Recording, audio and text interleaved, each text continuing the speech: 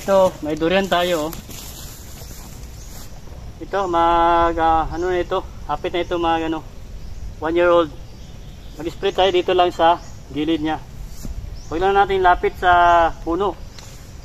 I-round weeding lang natin itong ibang mga damo sa malapit sa puno. Dito, malayo lang. Mag-spray tayo ng damo para di mapiktuhan yung durian natin. Dito dito sa malayo lang tayo mag-spray ng kanyang puno, huwag sa malapit. Ganito lang oh. Para hindi matamaan yung durian natin. Ganun lang. Round weeding. Ito meron tayong triple 8. Pangano natin sa herbicide natin sa mga damo. Pamatay damo ito. Bali mag-spray po tayo. Isa kalata. At saka meron tayong ammonium sulfate. 2 lata. Makatulong din sa pangpataba ng ating mga tanim. Ito, lagyan natin ng isang lata ng triple 8 natin na pamatay damo. Saka ito, knapsack 16 liters. Lagay natin. Tapos ito, ihalo natin ito sa 2 lata lang. Yan. Kahit 3 lata, pwede. Yan, punuin na natin ito. I-estimate na natin. Dito natin lagay sa ating knapsack. Yan, pwede na ito. 2 lata lang mga kalakbay. I-estimate na natin kasi ito Tapos tubig. Ito, may tubig tayo. Dali na ito matunaw. Itong ammonium sulfate.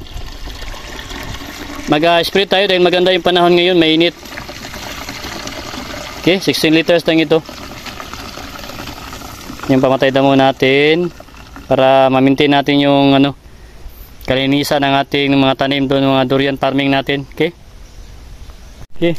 Ito yung bagong tanim natin na D101 na variety. Durian. Ito nakapag-spray tayo noong last week. Yan, ito namatay na yung iba, yung damo. Nagkadilaw na. Mag-apply naman tayo ng herbicide dito na part ito sa kardabahan at saka sa binangayan natin. Pero yung mga binangay natin, tanggalin natin yan. Palitan natin ng durian. Ito, puyat variety. Yan namatay na yung iba. Kaya dito na naman tayo mag-apply. Yan po yung mga damo. Dahil maganda yung panahon ngayon, mainit. Kaya ito yung pangbilisan na diskarte natin dito sa ating area. Dahil minsan lang tayo sa farming natin. Makapunta tayo dito 2 beses sa isang semana. Kaya ito, kailangan talaga natin mag-apply ng pamatay damo. Okay, isa tayo. Lagday. Ito naman yung pag-apply natin dito. Maganda kasi tag-inita naman ata ngayon. Ilang araw walang ulan dito sa Kalinan. Kaya ito, maganda tayo, apply na naman ng herbicide. Pangmabilisan na pamaraan. Dahil minsan lang tayo dito sa ating area, sa farming. Ito yung ginagawa natin. Mabilis lang ito. 1 week, malaman na natin yung resulta. Magdilaw na yung mga damo.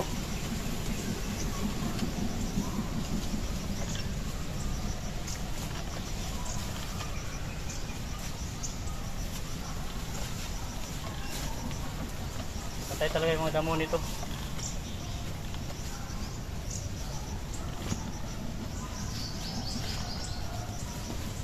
Okay.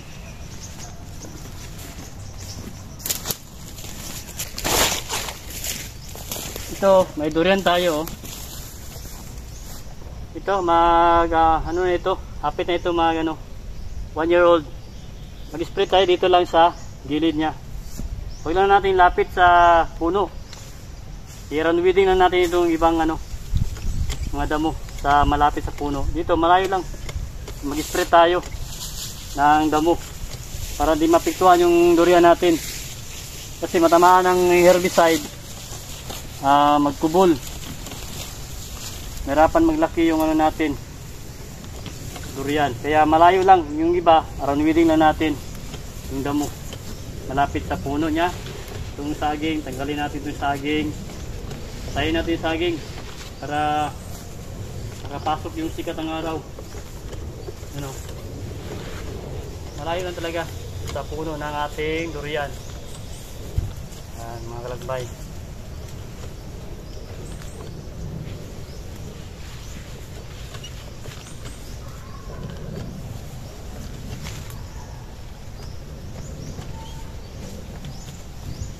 Tayo.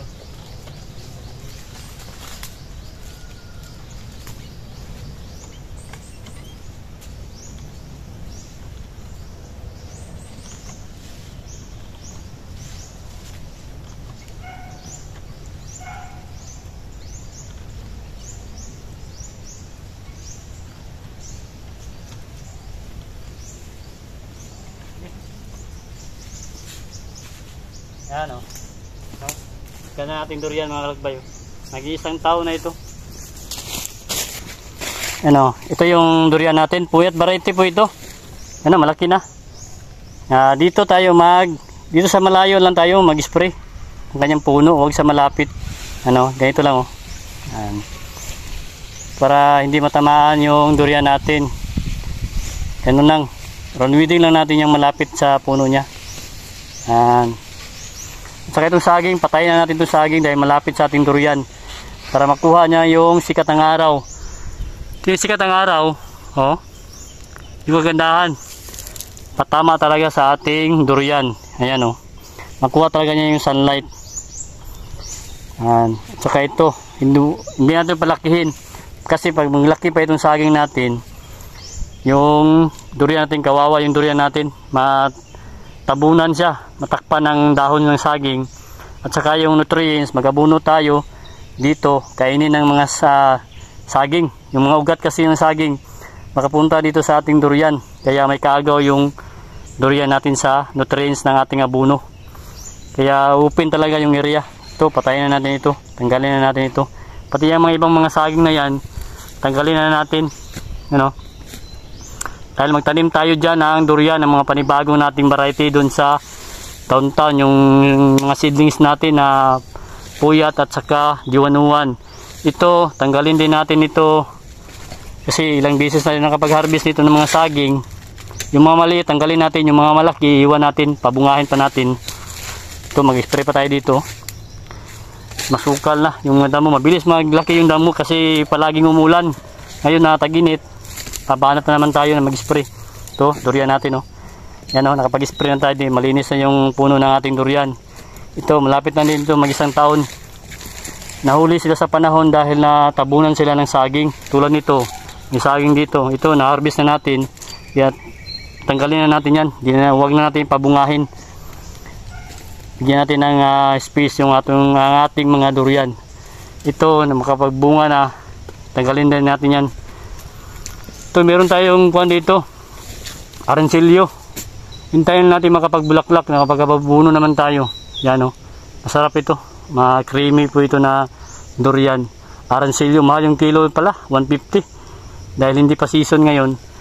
Yan, mag-spray tayo dito sa kardabahan natin, yung mga kardabahan natin yan o. Yan, lahat ito yung mga damo.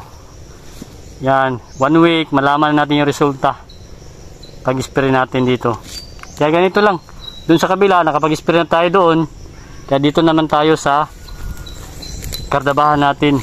At may mga tanim tayo ng mga durian dito, at magbawas din tayo ng mga similya ng saging, ng mga saha, para talagang open yung area natin.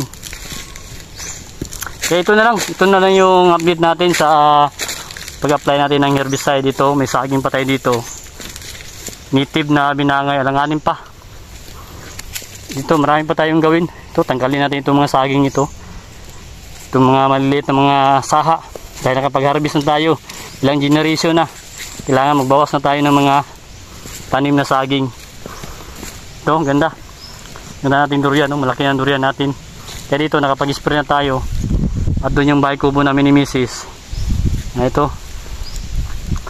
Ano, marami tayong balimbing dito. Magkuha tayo maya, magkain tayo ng balimbing. Yan mga kalakbay, oh, daming bunga. Yung mga balimbing.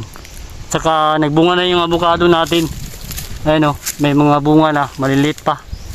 Yan, oh, avocado natin yan. Tsaka ito, mga balimbing. Ito yung kinakain natin dito pag gutom tayo, pag merinda natin. Ayun, oh, daming bunga mga kalakbay. Kuha tayo mamaya yan. Yan, oh. Okay. Yun lang, ito lang yung natin update sa ating area.